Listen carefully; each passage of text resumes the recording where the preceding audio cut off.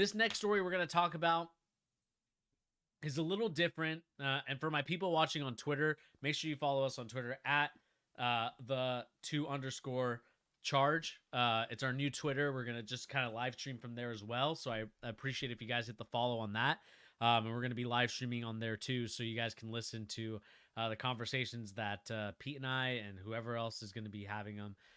It's a fun way to just continue to talk about sports and stuff like that. So, without further ado, let us get into this. And this, of course, probably the end of an era in a sense. And I know that this is not really, it's a little bit basketball related, but more so it is, college football related. If you guys don't know my past, I've worked at the University of Utah as a video coordinator, assistant, where I would be recording coaches' film.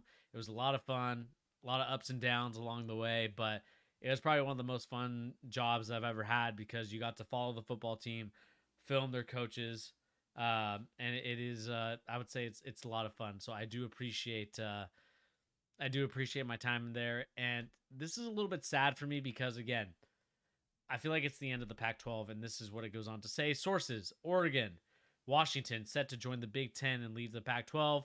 We know that USC and UCLA are also doing the same thing, which basically I would say that those two teams leaving really put the nail in the coffin for the Pac-12. But if there's any more kind of kick someone while they're down, it's Oregon and Washington leaving the Pac-12. And this is what the story goes on to say. The Big Ten is getting even bigger, with Oregon and Washington becoming the latest schools to join the conference from the Pac-12 starting in 2024, sources told Action Network. The departure of the Ducks and the Huskies increased the number of schools leaving the Pac-12 in the past 13 months to 5. You got Oregon, UW, Colorado, UCLA, and USC, and it is probably the fatal blow to the Pac-12. The Big Ten will grow to 18 members, the largest in college football history, and must decide whether to expand even further. The Big Ten is contemplating whether to stand at 18 or consider adding Cal and Stanford, or possibly any ACC school that may want to leave. Oregon and Washington will not immediately receive full shares of the Big Ten's new media rights deal with Fox, CBS, and NBC, but will still make more money than they would by remaining in the Pac-12, sources say. With the additional schools leaving the Pac-12, the Mountain West would be open to adding the remaining Pac-12 schools to the league, sources told Action Network. The Mountain West currently has a linear TV deal with Fox, CBS Sports, and other additional games on CBS through 2025. Another possibility for the Mountain West, depending on how many schools are remaining in the Pac-12, could be a merger of some type between the two leagues, a source said. Late August, Action reported that Oregon and Washington met with Big Ten officials about potential membership. Oregon met with Big Ten officials in Chicago, while Washington met with Big Ten officials in New York, sources said. Both schools have been vetted and cleared to join the Big Ten for more than a year. If the financial details could be worked out between the schools, the Big Ten, and the Big Ten television partners. There were no more research or information needed, and on Oregon and Washington, Big Ten sources said, we have everything we need. And again, I could read this on and on and on, but here's the sad reality of it. The sad reality of it all is the fact that we are no longer going to have sports rivalries, and really what I think made college football special in a way, because of the money and the greediness of, I would say, the college sports executives. And really, to me, it lands on the executives and the commissioners and the ADs more so than on the players. The players, I'm all about them making their money. I'm not ever going to hate on the players making their money. But what I will hate on is the fact that these schools, these conferences, to me, feel like they're just trying to create a super league. We talk about this in European soccer. We talk about this in many other sports leagues.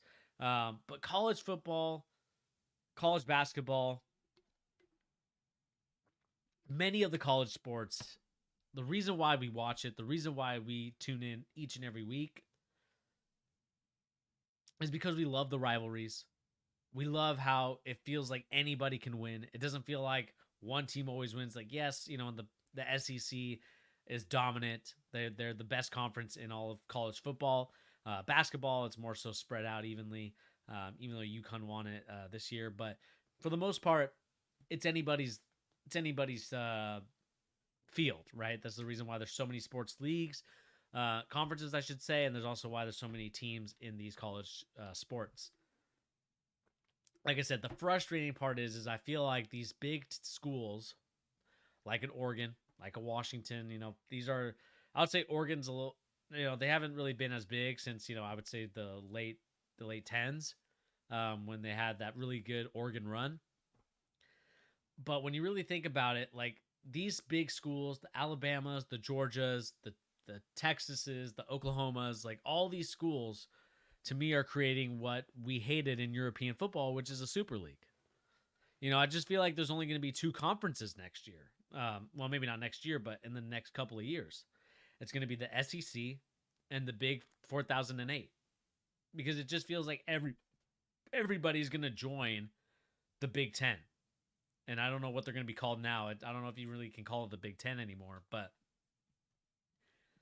it feels like they're just joining the Big Ten. And eventually, excuse me, 1 second. It just, like I said, it just feels like everybody is joining one of the other conferences, and I find that frustrating as someone that enjoys sports, enjoys, I would say, the magical moments that these teams and these leagues can create. But really, these leagues have no one to, I would say, be mad at but themselves. Like when you really think about the Pac-12, they let these media TV deals go on forever. They didn't set up anything. And to me, that is the frustrating part as someone who has loved college football, college basketball, the magic, the lure of it all. It is frustrating to see that these sports leagues can't keep themselves together. Like the Pac-12 will soon be like the Pac-5, the Pac-4. And we know that that's not going to sustain anybody. And really, I think it's these TV networks, man. Like, and really, it's the fact that these Pac-12 teams have not won in a very long time. But really, to me personally, what I feel like is the frustrating part about this whole situation is that the money talks, and these leagues and this conference is not making any money, I would say, for their survival. It's the reason why USC and UCLA left and joined the Big Ten, because they saw the revenue that they were getting. And unfortunately, because the Pac-12 can't win, teams like Utah keep losing in the Rose Bowl. I'm sorry, Utes, I love you, but we keep losing in the Rose Bowl. We can't be, we can be frustrated about losing, but those results hurt the conference. The fact that, I think the Huskies were the last team, I think, to be considered, I think they were the last team in the college football playoffs from the Pac-12. And that was years ago when the playoffs were first introduced. So we can't be mad at anybody but ourselves because we didn't produce the results as a conference to say, hey, our games are worthy of being on TV. And we know how it works, right? If your conference or your team is not giving you the money and the revenue needed, I would say, to kind of support what you want in the future to get the more money, like, why would ESPN, why would Fox want to show the Pac-12, those Pac-12 night games, which probably don't get as much love? Why would they want to show those games when you could just show SEC, SEC and the Big Ten and maybe a little bit of the Big 12? I think the Big 12 is like the third best. But why as a conference, or why would he as a executive or a producer ever want to show anything else other than those stuff? So like I said, like us as a conference, and I'm talking about the whole Pac-12, is to blame more so than anything else. And that is kind of the frustrating situation that I find myself in as a fan of the Utes, who turned down the Pac-12, or sorry, who turned down the Big 12, are now in this predicament where we need to join a power conference now in order to keep producing the money that we need. Because I saw firsthand, as someone that went through the whole went from the Mountain West to the Pac-12, like I saw the progression that the Utes made, and it got us to where we're at right now. New facilities, very fancy equipment, like stuff where play, and that's how you get the players. Whether it's basketball, baseball, gymnastics, because gymnastics is the Utes' best sport, I would say personally. Uh, Soccer, whatever sport it is, swimming, it doesn't matter. The way that we were able to, I would say, get us to where we want to go was joining the conference that allowed us the better revenue to get us better equipment, to get us better things to bring in these recruits. But are these recruits going to be happy if you're part of the Pac-12? Hey, we can show you the games, but you're going to be on a subscription service. You're going to be on Paramount Plus, or you're going to be on Hulu, or you're going to be on ESPN Plus. Who wants to watch a Pac-12 game on ESPN Plus? You want to see it on the regular networks. You want to see it on national TV. You know, I know we're going to a streaming-based economy right now with the way that things are going. But I just find that to me as more frustrating than anything else, because the Utes deserve better, and so does everybody else in the Pac-12. And you know, the Pac-12 gets screwed once again, and it's on their own. It's on us to why we weren't able to produce what we needed to. Right, like I talked about the college football. We haven't won a bowl game in a very long time, like a major bowl game. We haven't even gone to the championship game in a very long time. And when that is the case, and when you realize that that is the situation that the whole Pac-12 is in, I mean, like I said, you can't hate anybody but yourself for what's going on right now. And to me, like, the reason why I call these two teams sellouts is because really it was on Oregon, who couldn't win the national championship. UW couldn't advance further into the college football playoffs. The Utah Utes failing to win 2 Rose Bowls in a row. I mean, how can we as a conference be mad that these teams want to leave? That everybody that wants to join the Pac, or everybody that wants to leave the Pac-12, they have a right to want to leave. What have we done as a conference to say, hey, we're a strong conference, we're a powerhouse? The problem with the Pac-12, rather than the SEC and the Big 12, more so the SEC, we know it's always going to be Georgia and Alabama. The Pac-12, it's a crapshoot. It is. And without USC being the powerhouse that it once was back in the day with Pete Carroll, with Reggie Bush, we know that Texas game, like, it was the most magical game in the world. It was the best college football experience as someone that was a fan of college football and someone who was a fan of Vince Young. Like, it was magical. And who could beat these USC Trojans? Because they had a stacked team. And to me, that's where the frustration comes in as someone who loves college sports a lot. I know college sports gets its flack. I know that Pete and Brad are not big fans of it like I am. But I do enjoy the fact that it's amateur players. You know, I don't know if they can be amateurs anymore if they're getting paid NIL, which I'm fine with. I love the fact that they can make their money off their likeness, as they should. But, you know, it kind of had that, hey, you could have probably played, you know, really not really, right? But, you know, a kid from a small town, from a, you know, maybe from the local area, maybe from, you know, maybe from Seattle, maybe from Bellevue, from Ferndale, from Arlington, from any of these small towns, Lake Stevens, wherever you may play. And, you know, I'm using Seattle as the bigger example here. The Washington State area, I should say. Like, these, you know, it was fun to see, like, those kids that you knew go to college football, perform, dominate, and you wanted to see them do well. But for the most part, where are those kids going? They're going down to where the money goes, and that's the SEC and the Big 12. You know, it's just kind of the reality of everything. Or sorry, the Big 10. The Big 10 and the Pac-12. You know, what was crazy to me is that there was a kid at Eastside Catholic.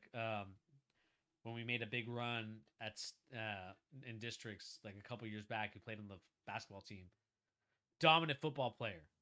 Where did he end up going? He ended up going to Ohio State.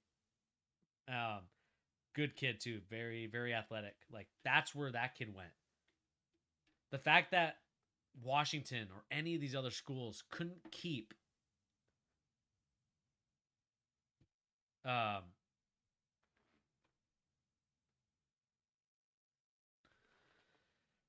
that these schools couldn't keep these kids in state. Like think about all the think about how many kids live in California, and the fact that California can't keep these kids at USC, UCLA, Cal, Stanford, like wherever, or even the West Coast itself. Like kids are not staying on the West Coast; they're going over to the middle of the United States or the South to play football.